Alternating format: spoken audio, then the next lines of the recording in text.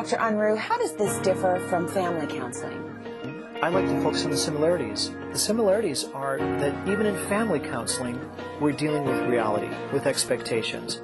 Oftentimes when I work with families, I see parents that don't have high enough expectations for their kids. Clearly there's some families that are far too rigid and far too critical and have unrealistic expectations, where they can't let kids be kids and be crazy and break things and have fights. That's pretty normal. At least fights with no blood. Blood's bad. Kids are got to be kids. We have to allow that. I see most of the time families with kids where they have very few expectations, and the kids begin to talk like what they hear on television. They begin to use languages and words that I could never use in my family growing up. You know, my boys always complain. I have 3 boys, 2 teenagers and a 10-year-old, but they're kind of all like in a blob. They're sort of all teens to me. They always complain none of their friends have chores. And I think, well, who are these families that don't have chores for their kids? You know, I grew up in the Midwest, and we all had chores in the morning and after school. That was very reasonable. Lots of chores on weekends.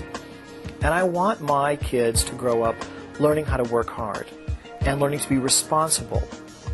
So I think family counseling is looking at our expectations, what we can expect, what's realistic. Now, every kid is different.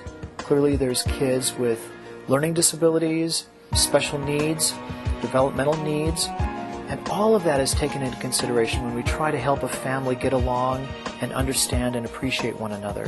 Family counseling also has to look at what are the dynamics that we've created, how we create distance, even in a family setting, how we defend and protect ourselves and push people away. And when a family understands that, and when they can look at themselves honestly, they are very encouraged because they realize they can change. They need to be more loving and supporting of one another. And I have seen fantastic things with families that were really quite hopeless, that have really begun to experience some change and growth and become very hopeful.